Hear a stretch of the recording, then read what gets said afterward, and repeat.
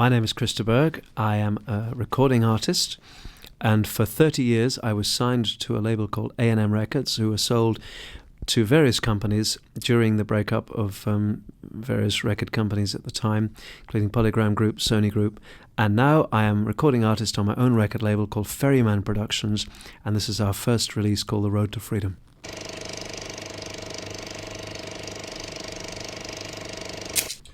Congratulations with this new release, because it's a really chilling album, as I can say this at this time of day.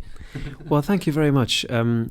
This is my 17th album that I've made in a recording studio, and I had a specific idea with this one, not only the fact that it is my own label, but in the past I've always gone on tour with a band. Last year and the year before, when I toured with my release called Timing Is Everything, I did 110 concerts, of which about 60 were with band and the remainder with solo. And doing a solo concert is great because it's very intimate, 2.5-hour show, which I've taken around, for example, around Russia, all over Europe and across Canada. And it's a chance for people who've perhaps have only seen you on a big stage or on television to come close to somebody who they've heard the music but perhaps don't know too much about the person. And I like to be very chatty, tell a few jokes. Mm-hmm. And that's the purpose behind the Road to Freedom album is to perform all those songs solo, although I recorded some of them with orchestra. There's only, I think, 2 have involved drums. The rest of it is very acoustical. I think the key for me in this record has been every song is something that I've thought deeply about. And I'm very pleased that it's turned out into what a friend once described to me as a very beautiful record. Mm-hmm. It's like a journey that you take from the beginning to the end, a film that you go to. Yeah, that's a couple of days ago. I got the record and I listened to it a couple of hours in between, and then over and over again. And it struck me because it's really how do you say, relaxing, and also the songs in between really match together. Mm-hmm. And there's also really a variety of styles. There's a lot of question in one, but I think that's really cool because how did you come up with this variety? Well, I've always been interested in variety. In fact, going back to a well-known song called The Lady in Red, some people have said, oh, Burgh, all he does is sing romantic ballads. But on that album, Into the Light, there were 3 ballads. From 96, isn't it? Yeah, 86.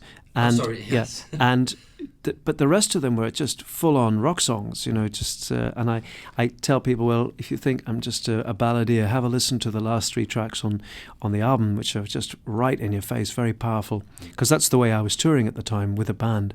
But this record, it's a change for me because I wanted to transmit an emotional feeling that perhaps I've touched on in the past, but I've never put into a complete album that emotional feeling, which is really one of the transmission of emotions and ideas that, as I say, I thought deeply about, that touch all of us at some stage or another in our lives. Mm-hmm. Mm-hmm. That's what struck me also, because the lyrics seem to be really personal, like really into somebody or some group or some people. Why did you decide to write such close, emotional songs then?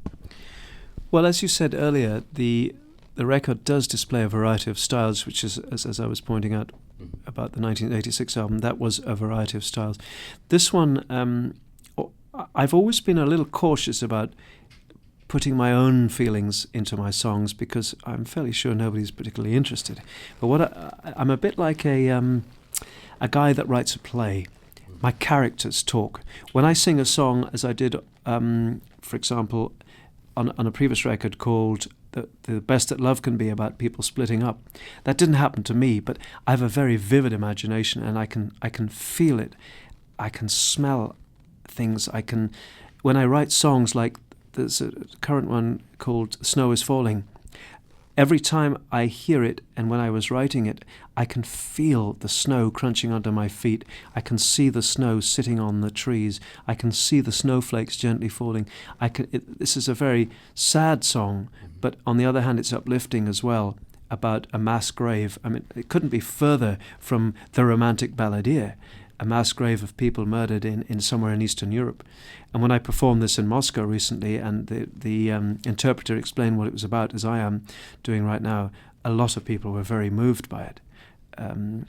Another song that I suppose is getting close to being personal would be one called Here For You, which is about the inevitable moment when your child is grown up and can fly unaided, and the parents have to see that moment maybe at an airport where the child is about to fly off to America or Australia for a couple of years, and recognize that it is an exciting time for your child to leave like that. Also very, very full of sadness, because it's a combination of emotions, and I see this very vividly again in my head. And I recorded the song 2 days after my daughter Rosanna went off to China in November. Just for a holiday or something? No, in fact she was a student in July, and she went into a local beauty competition that somebody saw her. She was in a shopping centre. I know, you have a really beautiful daughter, isn't it? She was in a shopping centre, and somebody said, do you want to come into this local competition in a little place outside of Dublin? She said, okay, I'm not busy on Saturday night. And she entered that and won, I think, a bottle of champagne and maybe a weekend for two in London. But she also won the chance to go into the Miss Ireland competition, the national competition, which she also won 4 weeks later, and that qualified her to go to the Miss World competition in China. So as we stood in Heathrow Airport, my wife and I, saying goodbye to her, 2 days after that, a very emotional goodbye, I sang the song that you hear on this record, Here For You. And at December the 6th, at the Miss World competition, something that she hadn't been dreaming of being involved with ever since she was growing up anyway, she was called in as the winner. Out of 106 beautiful girls, my daughter won it. So this was an extraordinary experience for her and for our family. And thankfully, she has my knowledge of the business to fall back on. Things have not been particularly easy right throughout, because I don't think the organisers have ever come across a girl like this, and certainly parents like us who do know so much about what is what. And so it's been a bit of a struggle to get them to understand that when we are not people who live in a small town in Nicaragua or Venezuela where we allow our daughter to be just taken away like a piece of luggage. We have an opinion. However, things are moving forward in that respect. Nevertheless, when it comes to the music and the understanding of one's family around one, for me, it is the core of life, and it's the core of our civilization, is the strength of your family bonds. And I bring that into, I suppose, when you ask me about personal stuff, I do bring that sort of thing into my songs. It's relevant for not too literally. Not too literally. No. I do actually refer to it on a personal basis, very passing, on a song called "The Words I Love You," because quite often it happens that fathers and sons just do not see eye to eye, do not get on, and it was my case. And sometimes the hardest thing to say is "I love you." The words just stick in your mouth. You just can't say them.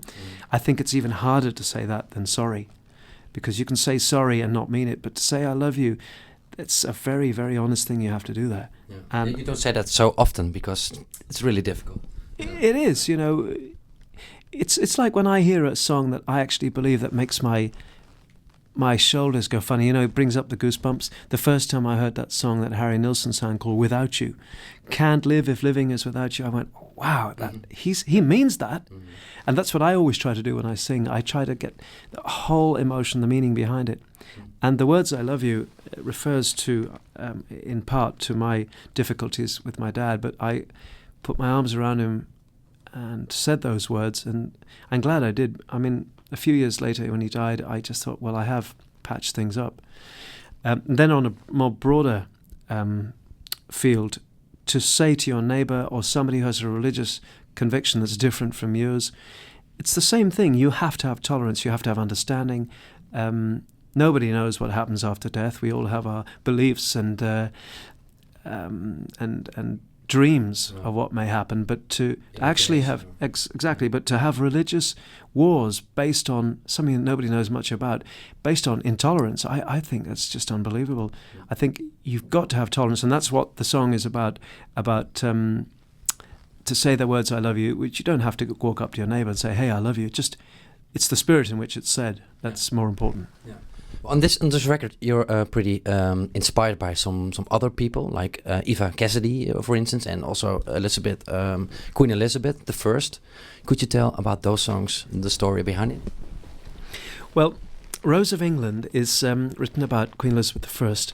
I was struck by the fact that this is, at a time, she was known as a beautiful woman, and she, before her sister Queen Mary died, she did have a lover. And she was just a normal girl growing up. All right, she was the daughter of King Henry VIII, and she was not legitimized as an heir to the throne until later on in his life. And of course, he was a brutal father. He executed most of his wives. But nevertheless, she was a normal royal girl growing up. But when she took the crown of England, all those people who had been trying to push her into the background suddenly had to say, "Your Majesty, you are the Queen of England." And unfortunately, again, her lover was not the man she could marry. She was told she'd have to marry a foreign prince who'd bring peace to the country. And finally she said, "I've had enough of this. I'm not going to have anything to do with all these other people. I'm going to rule my kingdom the way I want, and I will literally marry England." Okay. And that's what she did. The song about Eva Cassidy is called Songbird, and this was a complete accident. I was playing my piano one day, waiting for some friends to come to my house, and her name came into my head, and I just think she has had one of the most astounding voices that I've heard for years. And I wrote, it's kind of a tribute thing. I had no idea, for example, that she'd written and recorded, she'd recorded a song called Songbird, but I call my song Songbird, and I had heard her versions of Fields of Gold and Somewhere Over the Rainbow, which were absolutely wonderful. Okay. Oh, yeah. So this is my way of sort of putting into perspective my feelings about the tragedy that went on in her life. She died early, far too early, of cancer, but she left a legacy of this absolutely beautiful singing, which touched me very much.